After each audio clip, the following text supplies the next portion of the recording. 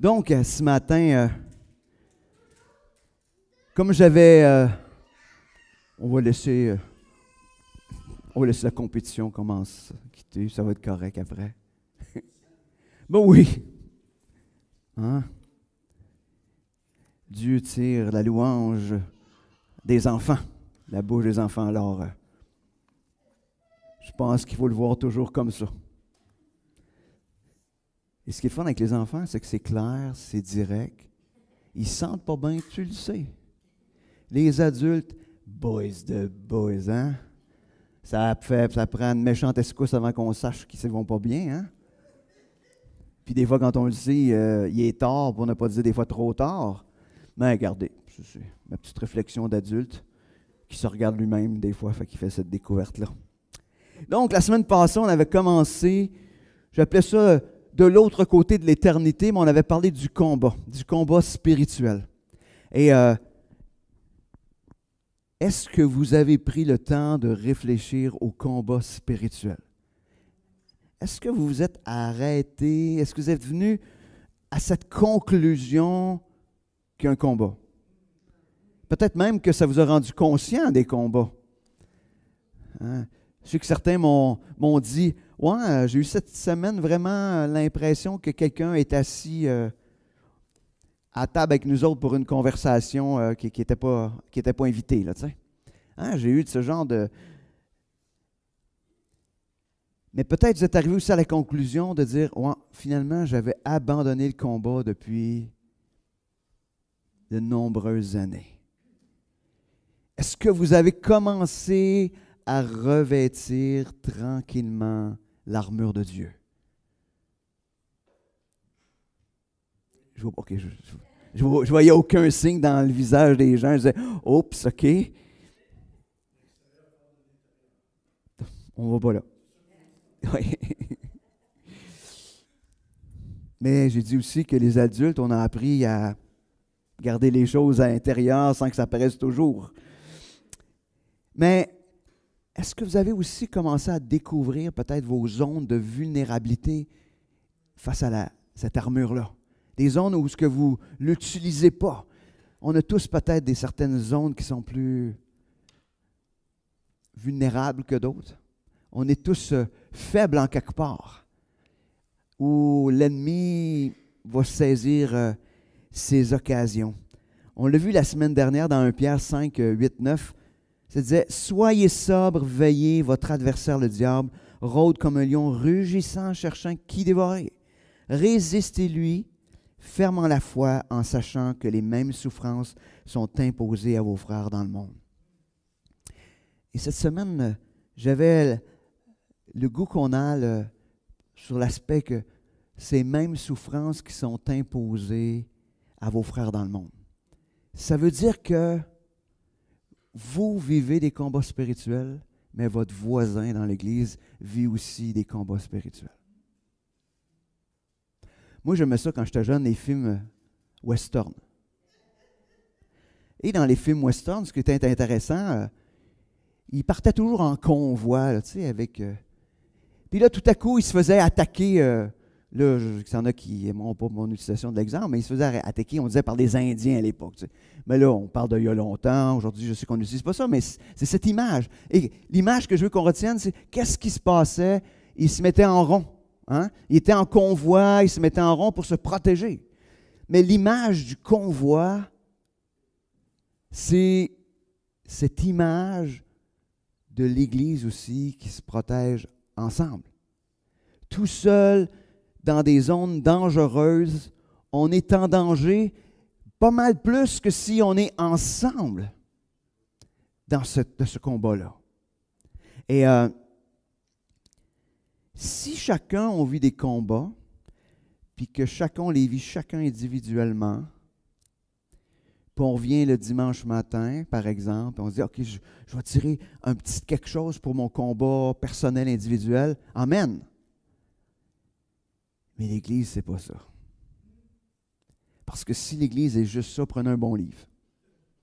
Prenez un bon livre. Prenez le temps de lire, asseyez-vous, puis lisez. L'Église, c'est le centre de formation pour le combat, mais c'est aussi où ensemble on combat. L'Église, c'est pas ça, là. C'est pas ce qu'on se passe ici, là. L'Église, c'est ce qui se passe entre nous. Ça n'a pas besoin de murs. Mais ça a besoin des relations les uns avec les autres. C'est ça, l'Église. L'Église, ça... Si l'Église de Saint-Liboire, on enlevait les murs, que resterait-il de l'Église? Je ne sais pas. Mais on a besoin des autres pour ce combat. Oui, notre résistance dépend de l'armure que l'on porte, de l'armure que Dieu nous donne, mais aussi dépend du frère, de la sœur qui est à côté de moi, qui va protéger mes angles morts. Puis quand que je vais être faible, qui va combattre pour moi. C'est pas pour rien que j'ai envoyé sur le groupe de prière. Y a-t-il des combattants dans la prière pour cet événement de Saint-Liboire en fête? C'est pas pour rien que je l'ai envoyé. C'est sûr que j'étais en train de faire mon message. C'est clair. Mais c'était juste pour nous rappeler qu'on n'est pas juste des bénévoles dans un événement. C'est qu'il va y avoir des combats. Et l'ennemi, là-dedans, veut qu'on soit le plus mauvais témoignage possible.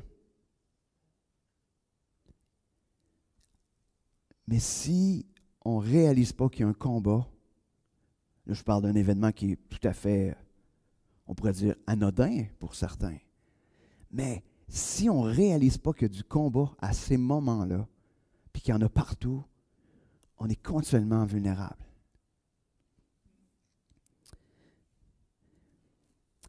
Ce matin,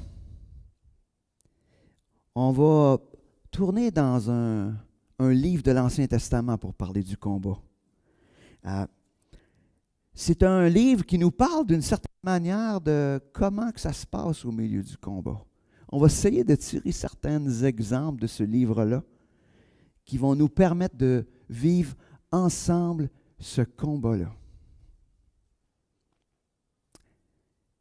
Et ce matin, j'ai le goût de vous lancer de quoi avant même de rentrer là-dedans. Au cours de la dernière année, j'ai remarqué quelque chose dans l'Église ici. J'ai réalisé qu'on n'est pas au courant de ce que les autres vivent. Des fois, je l'apprends, moi. C'est sûr, là, peut-être que je suis un curieux. Mais comment je peux prier pour un frère, pour une sœur qui vit tel problème si je ne l'apprends jamais ou que je l'apprends quand il n'y en a pas? Là, je ne parle pas juste de moi, mais je réalise que est-ce qu'on est au courant les uns des autres des combats qu'on vit? Tellement peu. On en vit tous des combats. On en vit tous. On est tous à la même place. On a tous le même ennemi. Tout le monde, là, on a le même ennemi.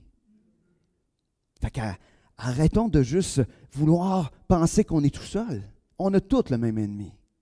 Hein, c'est ce que ça disait dans Pierre. Hein, les souffrances imposées à vos frères dans le monde. Dans le monde et dans le temps. Chacun, on vit ces choses-là. Puis chacun, on les vit tout seul. Puis après ça, on se dit, ouais, mais ça a été dur, je n'ai pas eu la victoire.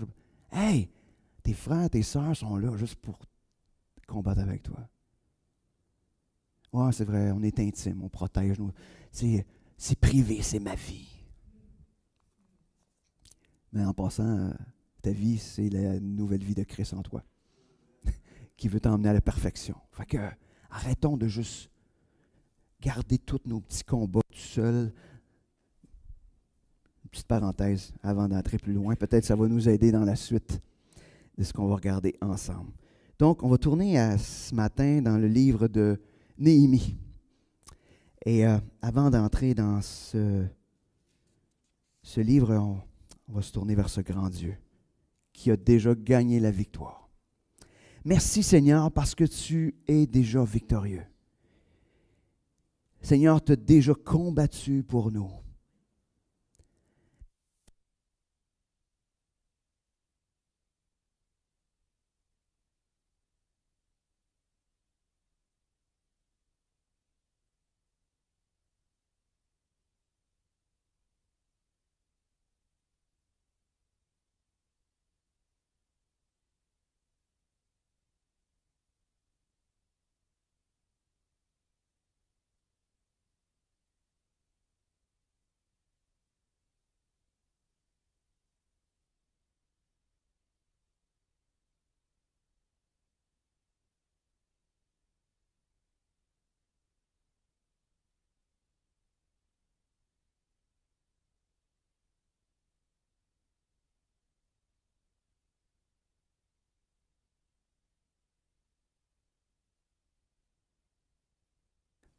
Bon, c'est pas grave.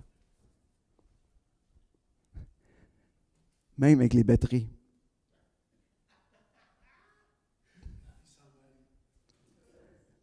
Est-ce que le combat va jusqu'à l'épuisement de mes batteries? Oui. Et oui. Pas grave, là, on va pouvoir avoir le message maintenant. Donc, un petit peu de mise en contexte, parce que l'histoire de Néhémie, Néhémie, c'est ce qui se passe, c'est que lui, c'est les chansons du roi. Les chansons, c'est un goûteur de vin. Hein, c'est ça sa job. Puis là, il est touché parce qu'il entend un rapport de ce qui se passe sur la reconstruction de Jérusalem, sur la reconstruction des murs de Jérusalem. Et le lien qu'on peut faire avec Jérusalem et le temple qui est au milieu de Jérusalem, c'est d'une certaine manière cette image de l'Église. Parce que Jérusalem, c'était la ville du peuple de Dieu, et au milieu, il y avait le temple qui était la présence de Dieu. Donc, au milieu de la ville de Jérusalem, il y a le temple, et ça représente la présence de Dieu au milieu. Donc, d'une certaine manière, l'image de Jérusalem, c'est l'image de l'Église, et Dieu qui est au milieu de l'Église. L'Église n'étant pas les murs. Hein? Je veux qu'on revienne là-dessus, je veux qu'on soit clair, là. Je sais qu'on va à l'église, là, puis c'est clair pour tout le monde que c'est le bâtiment, mais l'église, c'est pas ça. L'église, c'est ensemble, quand les frères, les sœurs s'assemblent. Donc, Jérusalem qui représente l'église. Et qu'est-ce qui se passe? C'est que Néhémie voit le résultat, il voit la ville, puis on va regarder ça ensemble, ce qui se passe, mais on va voir qu'il y a quelque chose qui vient toucher son cœur. De la même manière, est-ce qu'on est aussi attristé, comme Néhémie, de voir les murs détruits? Pas de Jérusalem dans notre cas, mais de l'Église, en tant que rassemblement des croyants. Donc, on va lire, on va être dans Néhémie 1 pour commencer, on va lire du verset 5 au verset 11. Parce qu'avant qu'un combat commence, il y a quelque chose qui doit se produire, quelque chose qui doit venir allumer un feu pour produire ce changement-là. Donc, Néhémie 1, versets 5 à 11. « Ah, Éternel, Dieu des cieux, Dieu grand et redoutable, toi qui gardes l'alliance et la bienveillance envers ceux qui t'aiment et qui gardent tes commandements, que ton oreille soit attentive et que tes yeux soient ouverts pour exaucer la prière de ton serviteur. » Là, on est dans la prière, c'est une prière que Néhémie fait. Je suis en prière devant toi en ce moment, jour et nuit, pour tes serviteurs les Israélites, en confessant les péchés des Israélites, nos péchés contre toi. Moi et ma famille, nous avons péché. Nous avons vraiment mal agi envers toi, et nous n'avons pas observé les commandements, les prescriptions et les ordonnances que tu as données à Moïse, ton serviteur. Souviens-toi de cette parole que tu as prescrivie à Moïse, ton serviteur. Lorsque vous serez infidèles, je vous disséminerai parmi les peuples. Mais si vous revenez à moi, et si vous gardez mes commandements et les mettez en pratique, alors quand même vous seriez bannis à l'extrémité du ciel, de là je vous rassemblerai et je vous ramènerai vers le lieu que j'ai choisi pour y faire résider mon nom. Ils sont tes serviteurs et ton peuple que tu as libérés par ta grande puissance et par ta main forte. Ah Seigneur, que ton oreille soit donc attentive à la prière de ton serviteur et à la prière de tes serviteurs qui veulent craindre ton nom. Donne aujourd'hui du succès à ton serviteur et fais-lui obtenir la faveur de cet homme qui était le roi.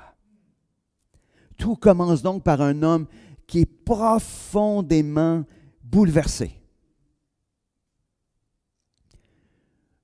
Je vous emmènerai à dire que, d'une certaine manière, Néhémie est peut-être l'image de Christ, parce que Christ est le premier qui est profondément bouleversé par l'état de son Église. Mais Christ vient toucher le cœur de ses enfants, afin qu'eux-mêmes ils soient bouleversés, qu'ils soient bouleversés. Il met sur leur cœur un fardeau pour l'Église.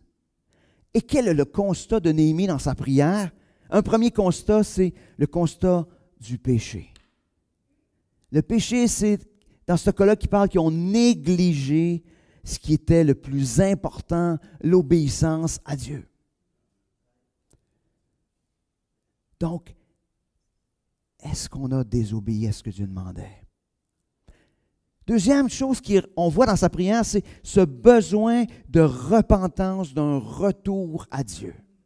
Ça commence donc par un état d'une conviction profonde de péché, donc qu'on a cessé ou qu'on a désobéi d'une certaine manière à Dieu, et ça produit en nous ce désir de revenir.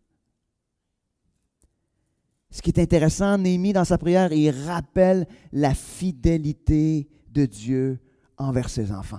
Tu as promis. Tu as promis que si on venait, tu nous bénirais. Aujourd'hui, on n'est pas dans, si je reviens pour avoir la bénédiction, on n'est plus nécessairement dans ce même chose, mais en même temps, pour les enfants de Dieu aujourd'hui, si on marche avec fidélité, on va goûter à la bénédiction. C'est clair. Et qu'est-ce qui est intéressant dans ce qu'on peut faire comme constat? Il y a ce retour à la prière. Ce qui est clair, dans tous les réveils du monde, ça commence par une poignée, même des fois un individu seul qui tombe à genoux et qui fait le même constat que Néhémie, qui supplie que Dieu intervienne afin que les murs soient rebâtis. Et tout au long du livre de Néhémie, si vous prendrez le temps de le lire, parce qu'on ne le lira pas au complet aujourd'hui, vous comprendrez, mais la prière, elle est constante. Des prières pour la direction, pour la protection, une prière de repentance, des prières où il répand son cœur. Des fois, c'est des longues prières, des fois, c'est des toutes petites prières. Ou quand il faut qu'il rencontre le roi, il dit dis-moi quoi dire. Hein? Il est comme, mais ça se fait instantanément. Il prie, il est devant le roi, puis il faut qu'il dise quelque chose. Donc, des courtes prières. Et je crois, comme on l'a vu la semaine passée, la prière est une arme puissante que Dieu nous donne, mais aussi l'arme la plus négligée.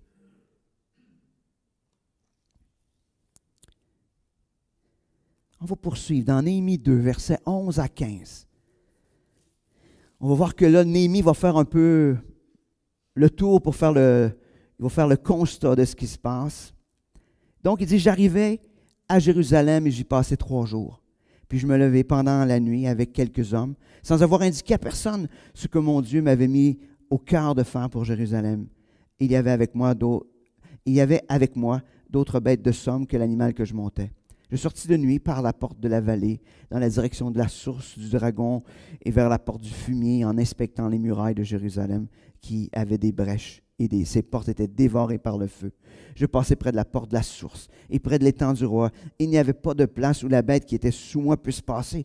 Je montai de nuit par le ravin, j'inspectai la muraille, puis je rentrai par la porte et je fus ainsi de retour. On voit comment il a fait le constat.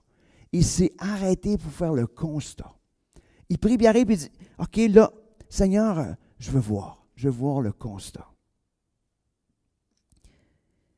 Comme Néhémie, il faut avoir le courage, comme Église, de faire le constat. Le constat de la situation. Qu'est-ce qui s'est passé pour que nous en soyons rendus à négliger ce qui est le plus important? Pour qu'on accepte de vivre avec des murs sans protection, avec une Église qui est en ruine. Je ne dis pas que l'Église de Saint-Liboire est en ruine, mais c'est à nous de faire le constat. Mais je veux juste faire un rappel.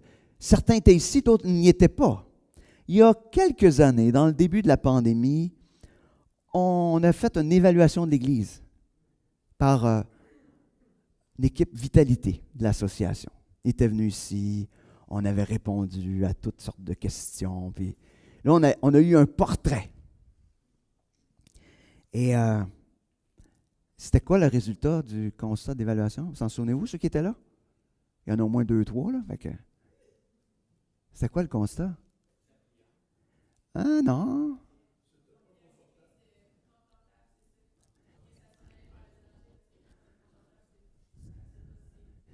OK. Exact. Nous étions une Église stable et confortable. En apparence, quand on lisait la description, c'était positif. Parce que c'est comme, on aime ça être là, c'est cosy, là, tu sais, c'est sympathique. On aime ça, les gens aiment ça. C'est le fun d'être là. Mais en même temps, ce qu'il nous avait dit à l'époque, sur cette évaluation-là, il y avait une obligation de faire un choix. On continue dans le confort et ça conduit vers la crise. Ou on met les choses en place, où on regarde afin d'être cette Église en santé et en mission. C'était ça. Ça fait de ça presque 4 ans. Qu'avons-nous fait? Où en sommes-nous maintenant? Je ne sais pas. Moi, je ne suis pas... je ne vous dis pas ça parce que je suis découragé ou alarmé ce matin. Je veux juste allumer des lumières dans le tableau de bord. Je dis, hey, y a-t-il quelque chose qu'on a laissé passer de côté?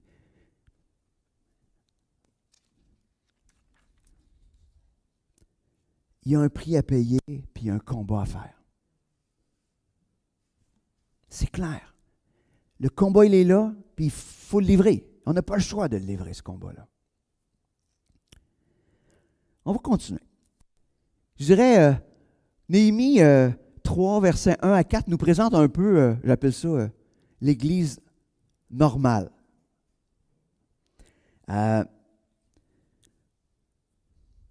Verset 1, on commence.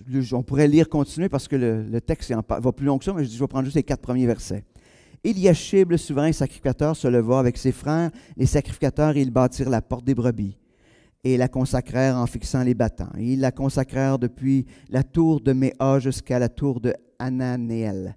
À côté de lui bâtirent les hommes de Jéricho. À côté de lui bâtit aussi Zakour, fils d'Imri, les fils de Sénaa, bâtirent la porte des poissons et la charpentèrent. Pourquoi j'ai choisi ce texte-là?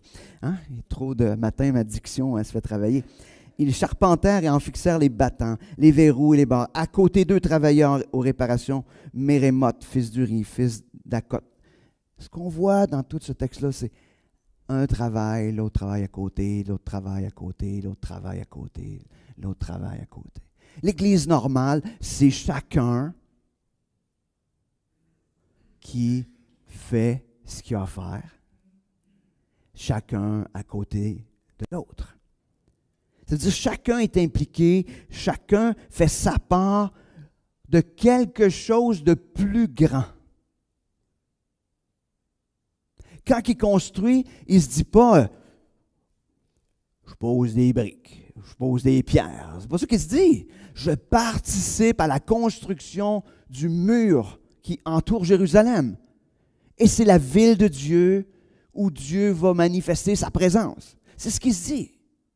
Il n'est pas en train de dire « Ouais, mais là, moi... » Non, je vais bâtir. Puis ce qui est intéressant, c'est qu'il n'y a pas d'espace entre chacun. Ça veut dire, personne ne fait comme... Moi, je fais mon mur, là, je finis ça direct, c'est comme ça. Puis l'autre, il vient se recoller à côté. Fait que là, finalement, on a tous des pans de murs individuels. Puis là, finalement, on a une muraille un peu fragile. Non. Chacun est obligé de se parler. Chacun est obligé d'être en interaction pour dire, OK, comment on va rentrer les pierres? Comment on va s'arranger pour que tout ça fasse une œuvre qui doit correspondre à ce qu'on est en train de bâtir, c'est-à-dire la muraille autour de la vie de Dieu. Chacun va plus loin que juste ses intérêts personnels. Je fais mon bout. C'est comme si tout le monde met la main à la pâte. Chacun est impliqué. Est-ce que c'est tous des maçons? Est-ce que c'est tous des ouvriers? Pas du tout. C'est le peuple de Dieu qui vient juste faire ce qu'il a à faire.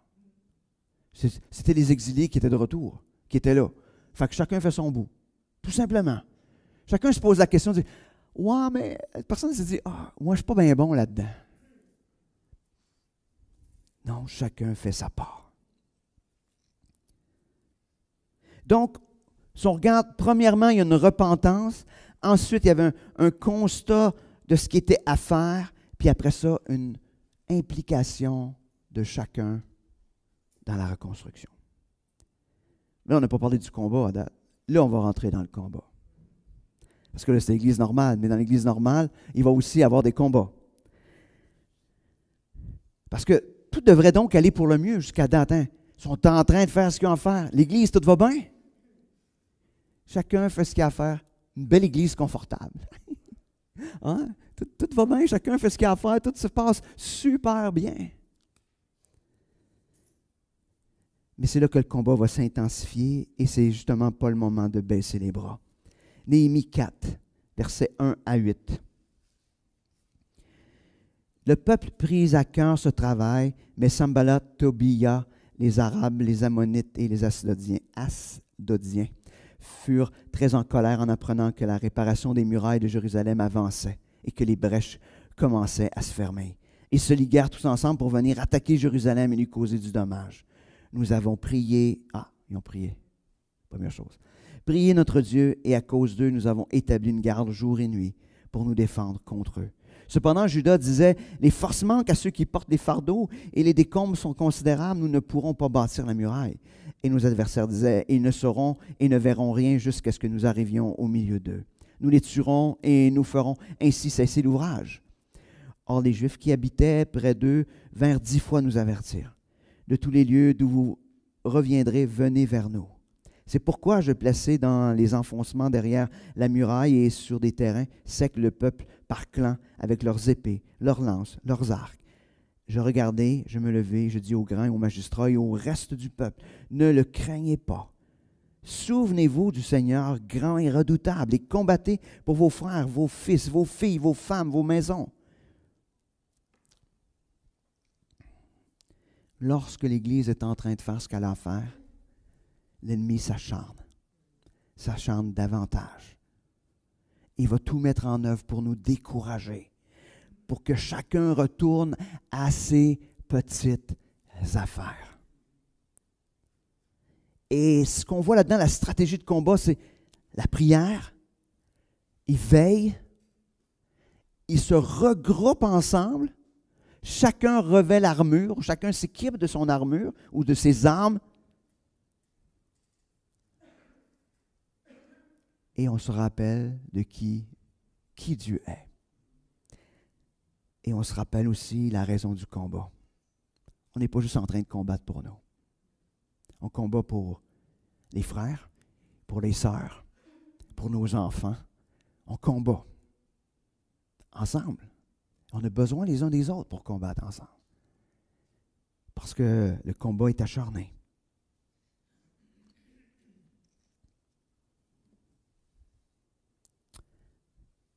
Continuons.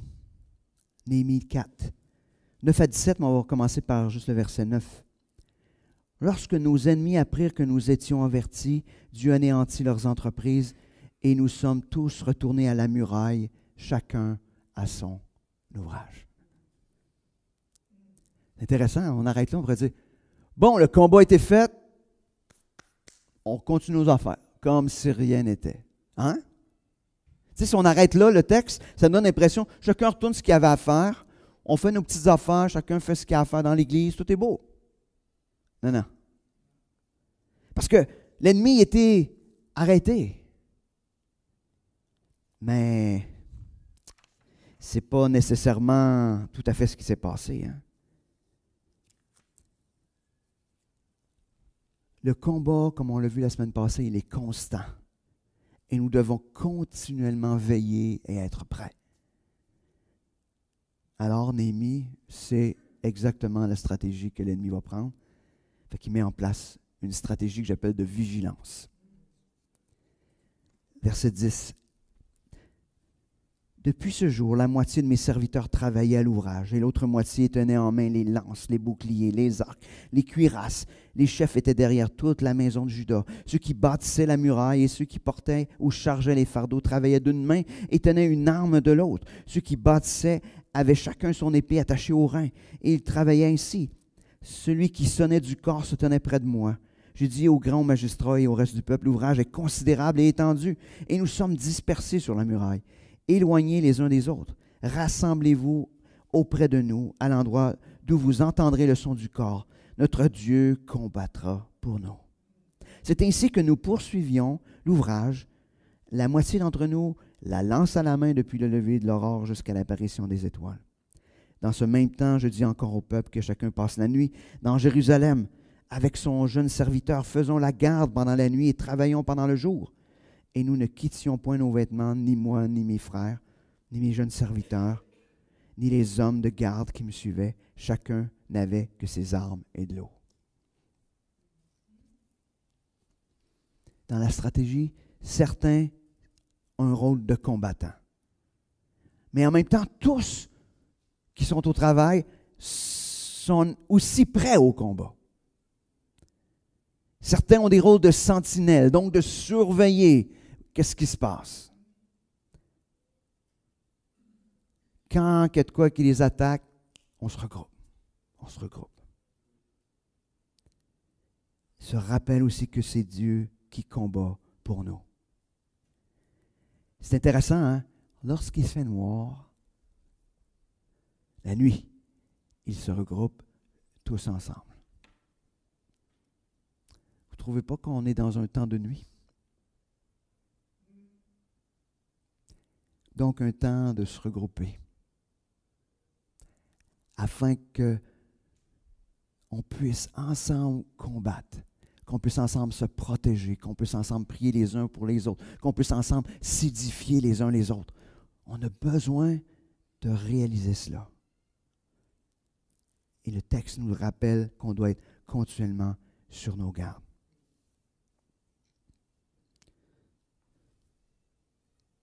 Est-ce que vous avez des combats personnels? Est-ce que vous en avez? Des combats, ça peut être n'importe quoi. Des combats, ça peut être des combats avec nos pensées. Ça peut être des combats avec certains péchés qui sont dans nos vies, qui restent rattachés à nous. Ça peut être des combats avec le doute. Ça peut être des combats avec des peurs. Ça peut être des combats face à des doutes que Dieu prend soin de nous, dans notre santé, dans nos projets. Ça peut être plein de choses. Les combats, c'est tellement de choses. Mais si chacun, on est là tout seul, puis je suis avec mes petits combats, puis que je suis juste dans mes petites affaires, vous êtes vulnérable. Et vous passez à côté de l'Église que Dieu donne. Les frères et sœurs.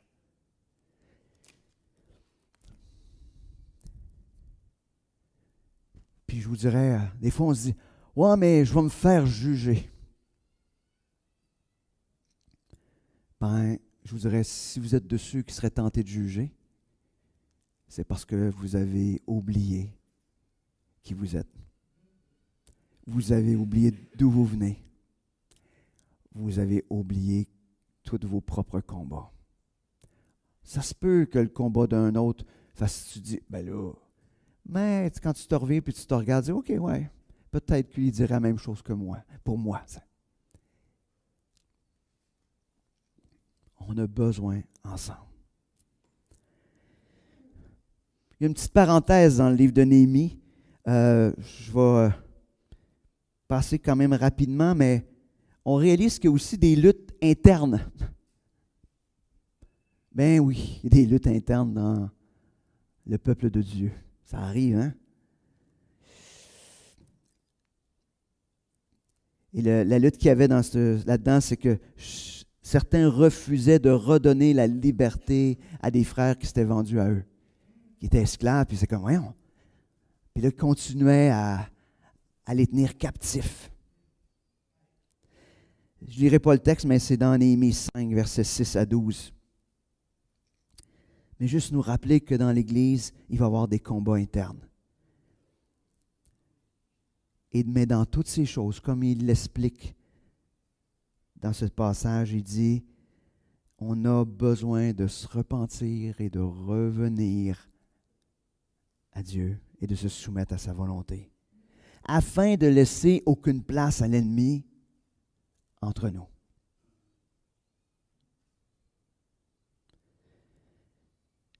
J'aime me rappeler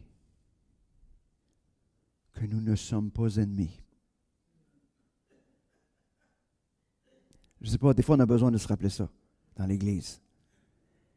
On est peut-être malhabile, oui, ça se peut, mais nous ne sommes pas ennemis. L'ennemi est à l'extérieur, il n'est pas dans l'Église. Ce n'est pas des frères, des sœurs, ce n'est pas des ennemis, des frères, des sœurs. Peut-être des malhabiles. Peut-être des manques d'amour. Oui. Mais notre souhait... Bon. Mais les désirs qu'on doit avoir, c'est de prendre soin les uns des autres, continuer. Et il faut se rappeler que même s'il y a des combats, à l'interne, il faut ensemble s'arrêter, puis retourner à Dieu, puis se repentir. Des fois, c'est dans notre attitude de comment on le dit. Oui. Mais nous ne sommes pas des ennemis. N'oubliez jamais ça.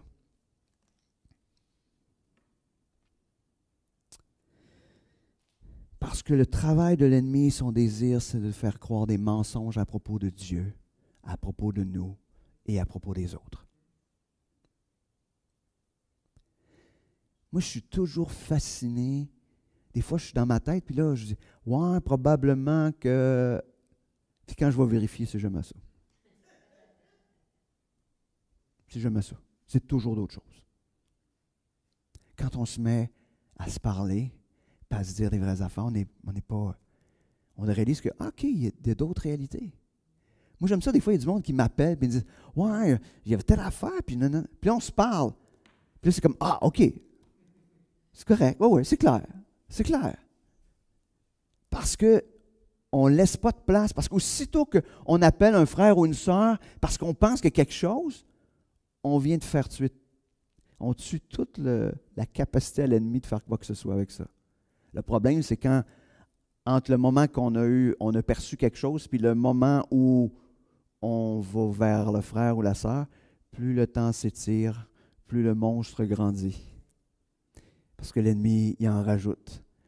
Puis là, il commence à te faire réinterpréter la relation que tu as avec l'un ou avec l'autre, avec toutes sortes de choses qui ne sont pas la vérité.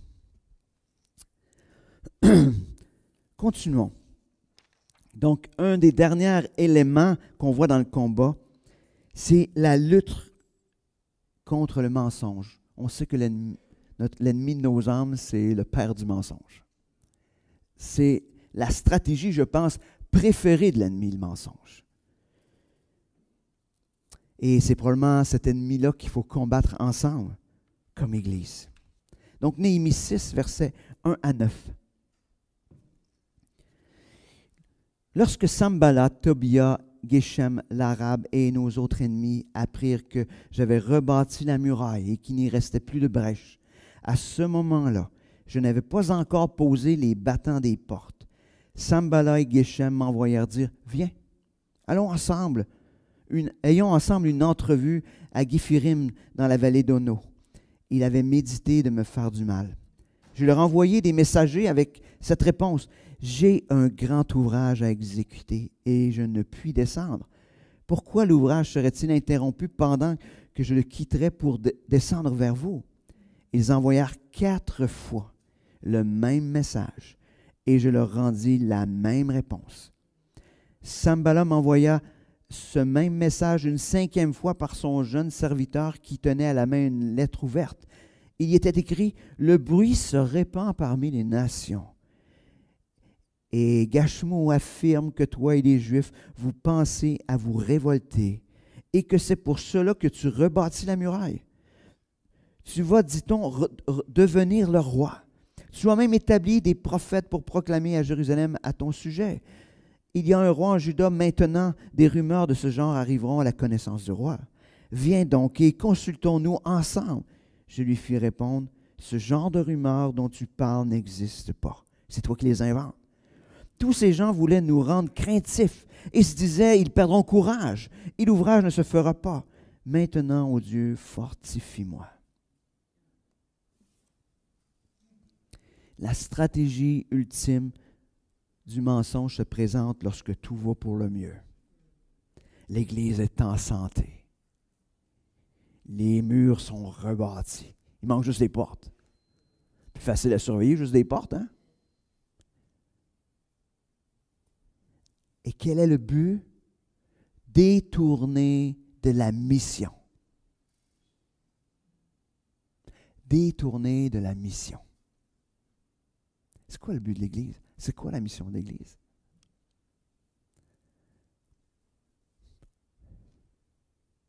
Annoncer l'Évangile? Vivre l'Évangile?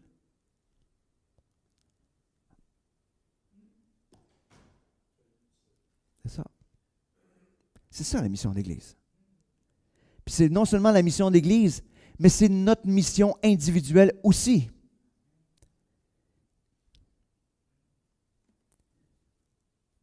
De nous décourager, de nous rendre craintifs. Imaginez 5 tentatives.